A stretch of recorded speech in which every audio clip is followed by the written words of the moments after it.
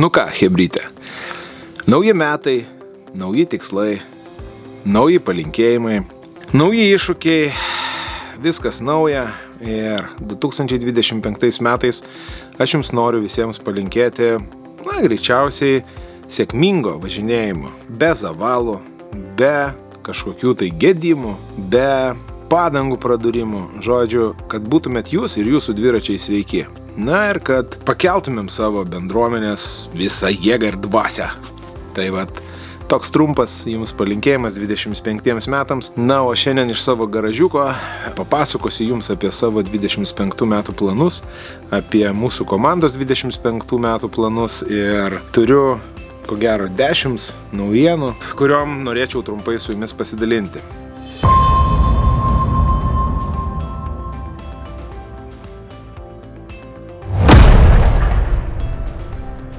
Tai pirmiausiai planas, kurį aš nusistačiau savo 2025 metais, tai čia yra pagrindinis planas man. Aš noriu glaudesnio darbo su rėmėjais ir to atgalinio ryšio rėmėjams, kuris man iš tikrųjų yra svarbus. Tuo pačiu norėčiau padėkoti visiems ir Kavos draugui, ir Veloklinikai, ir TVS Empire, šalmų laikikliams, tam, kad mus rėmė.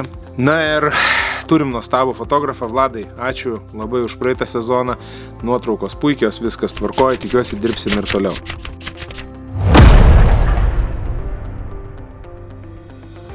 Antras dalykas, ką aš esu nusistatęs, tai labai ilgai galvojau apie tai, kad reikia padaryti čempionatą, Pabaltijo čempionatą, bet, iš tikrųjų nelabai gaunasi. Yra daug nežinomųjų, daug ignoro, daug kas nenori važiuoti pas mus, mes nenorim važiuoti pas estus ar pas latvius.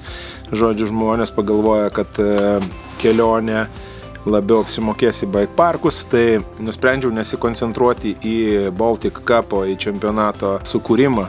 Tai paliksime vėlesniam laikui, kai bus daugiau dalyvių ir galbūt daugiau norinčių perkasti viens kitam gerklę, degs akis, bus ne rekreaciniai, ne sots ir ne dopamino važiavimai, o bus noras varžytis, tai tada pažiūrėsim, galbūt kažkas tai ir išeis daugiau. Dabar yra važiavimai tokie daugiau for fun, tai manau palikime, susikoncentruokime geriau į trasas, padarysiu žalias zonas, tai yra tiems dalyviams, kurie bijo raudonų zonų, kurie bijo stiprių nusileidimų, kurie bijo techniškų nuolydžių.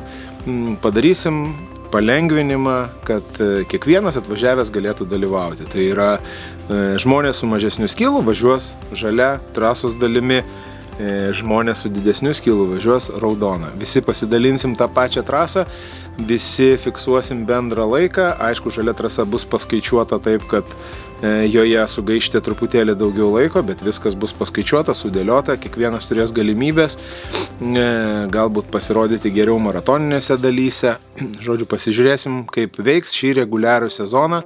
Planas nenulipti nuo dviračių ir apvažiuoti raudonas zonas žaliomis zonomis. Tai bus, manau, pagalba daugeliui dalyvių, kurie dar tik tobulėja, kurių skilas auga ir kurie vėliau be abejo važiuos raudonom trasom kartu su mumis visais. Trečias dalykas yra varžybos. 2025 metų reguliariam sezone bus 6 oficialios varžybos. 6 startai, kurie jau yra suplanuoti, tvarkaraštį paliksiu apačioj. Galėsite datas įsirašyti į savo kalendorių.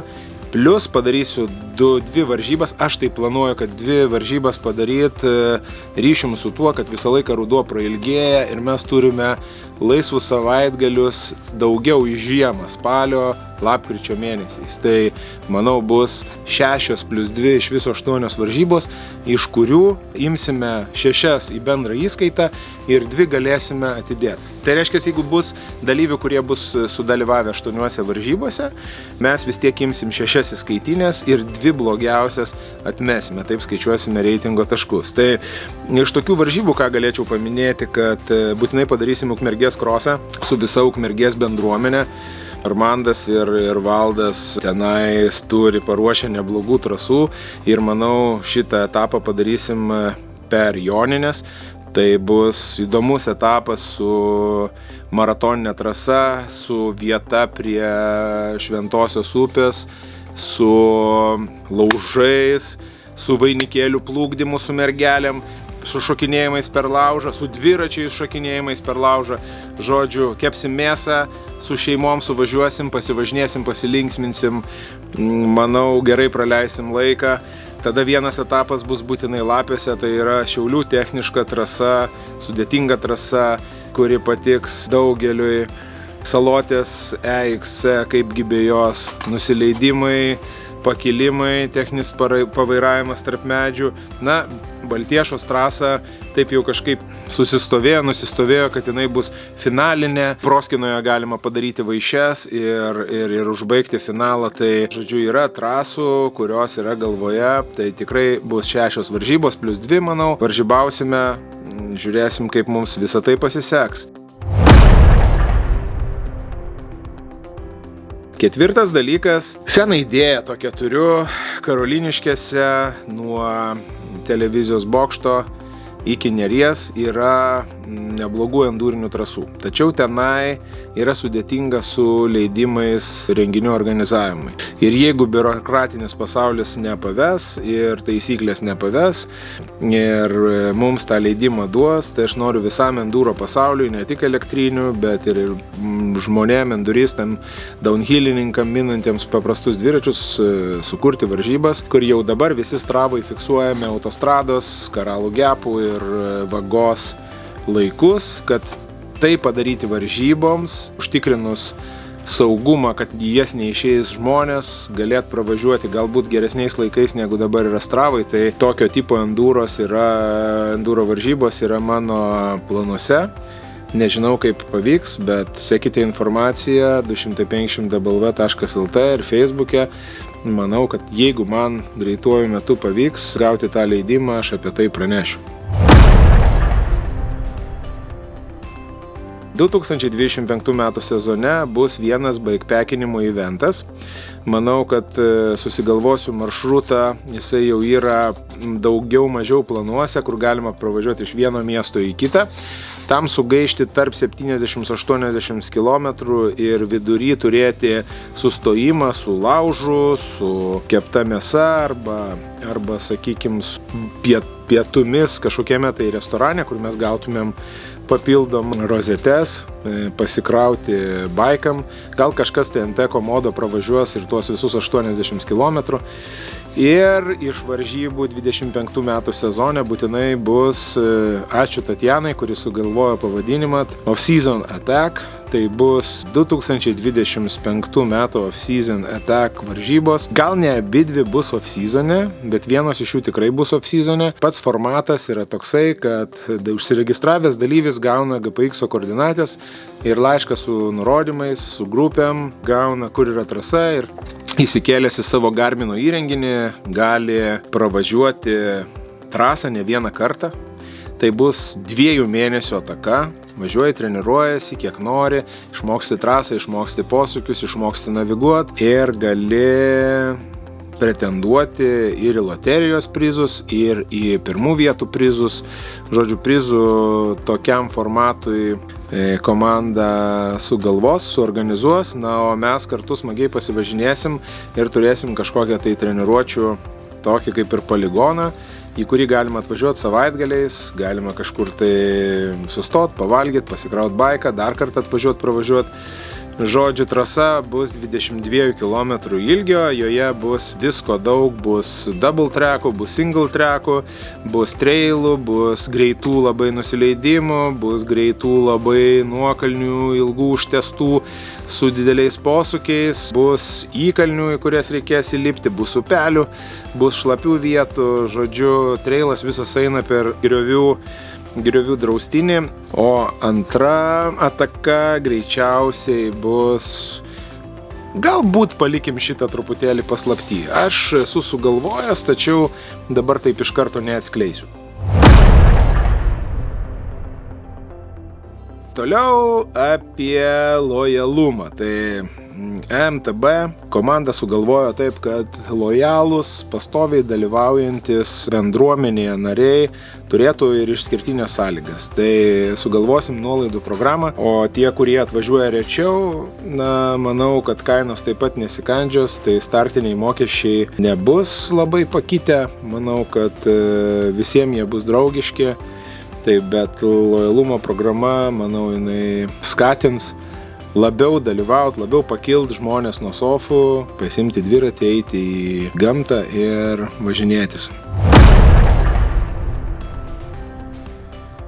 Sekantis dalykas - bendra įskaita. Labai noriu padaryti reitingą. Noriu padaryti Lietuvos MTB reitingą, kurio dabar nėra. VŠI elektrinio dviračio sudarytas MTB Lietuvoje reitingas, kuris visą laiką bus po kiekvienų varžybų. Ta bendra įskaita ir reitingo taškai visą laiką bus publikuojami tinklapyje. Programinė įranga bus sukonfigūruota taip, kad gavus kiekvieno evento rezultatus, jie bus susumuojami, suskaičiuojami ir persiunčiami į tinklapį, kur vėlgi www.250dbl.lt atsiras grafa reitingas ir tenai mes patalpinsime reitingus. Sekanti naujiena yra tokia, kad su Linu Gliaudeliu iš MTB Hoperiui taip pat ačiū už jo organizuojamus eventus šalia Liubarto tilto, Vingio parke, nemažai jų teko sudalyvauti ir manau, kad su Linu sutarsim ir padarysim vieną bendrą MTB Hoperio treniruotę EMTB nariams, tie, kurie nori patobulinti savo techniką nuo dropo, šokant per rampą, galbūt leidžiantis nuo kalno ar stabilumo pratimus pasimokyti padaryti. Tai viena pamoka su Linu, manau, tikrai pravers visiems, kurie nori pagerinti savo skilus ir geriau važiuoti varžybose, jaustis stabiliau, saugiau, dėl savęs paties, dėl savo šeimos narių. Linas dar yra užsiminęs ir praeitais metais mes daugmaž kalbėjome apie vieno bendro, gal MTB weekend, o gal tiesiog vieno evento suorganizavimo Vingio parke, kur koncepcija yra ganėtinai įdomi. Tai nežinau dabar, ar Linas norėtų, kad aš apie tai pasakočiau, gal tai ateis tiesiog bendrai vėliau su naujienom, su pačio Lino kanalais, arba galbūt ir aš paskelbsiu kažką tai savo kanale, bet vienas bendras eventas, kuriame dalyvaus Linas arba kuriame dalyvausime visi kartu, tikrai bus. Na ir pabaigai, kas yra suplanuota, tai yra suplanuoti 2 išvažiavimai į bike parkus. Pirmas išvažiavimas į bike parką bus jau neužilgo, tai gegužės mėnesį, kai vyks Enduro Cupas.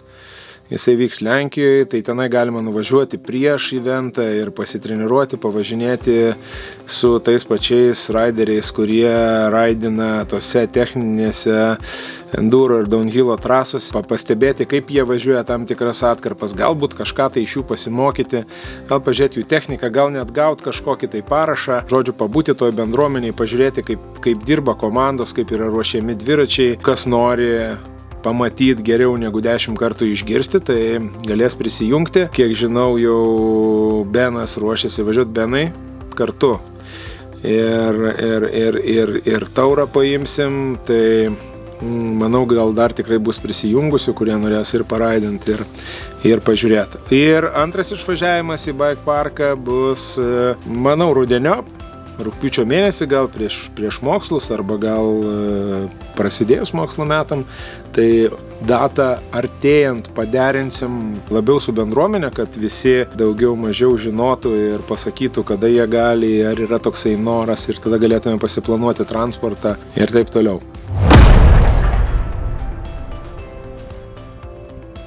Na ir tyliai, kol nieks negirdi, pasakysiu.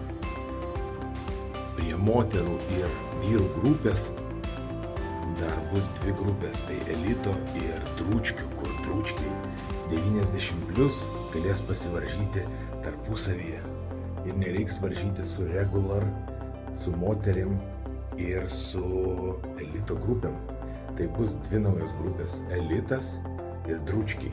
Drūčkiai 90+, ją pavadinsim, bus 4 grupės, moteris Open, Elitas ir 90+. Va, tai tiek naujovių iš manęs, tiek mano planų, o pabaigai dar iš tikrųjų norėčiau paprašyti jūsų visų pagalbos MTB bendruomeniai.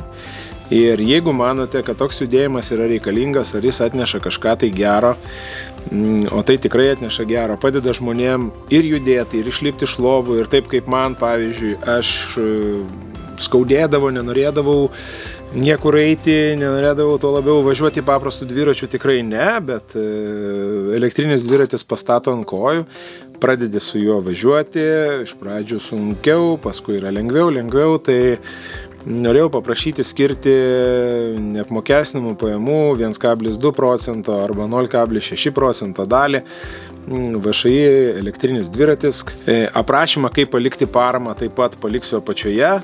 Jeigu galit, pagituokit brolius, seseris, tėvus, mamas, močiutės, senelius, jeigu dar dirba, ir draugus, kaimynus. Būsim dėkingi jums už jūsų pagalbą. Tai kol kas žinių tiek. Aš toliau einu, pasitvarkysiu rytdienos raidui savo dviratuką. Reikia pavalyti, paplauti, pamatuoti grandinę, galbūt ją pasikeisti. Labai laukiu iš tikrųjų sezono, labai laukiu vėl susitikti su visais jumis. Labai laukiu, kada vėl ant štatyvo stovės laikrodis ir bus duotas pirmasis startas.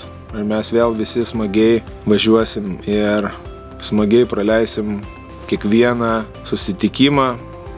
Tikiuosi, kad jūs, taip kaip ir aš, pasikraunat gerų emocijų. Viskas iš tikrųjų yra tik tai dėl emocijų, dėl laimės ir dėl geros savijautos iš tikrųjų. Taip, kad likime sveiki, aš laukiu jūsų visose eventuose. Dalinkite šio video, spauskit patinka, sekit mūsų ir kanalą, ir bendruomenę. Iki greitų susitikimų. Lauksim jūsų visų. Iki.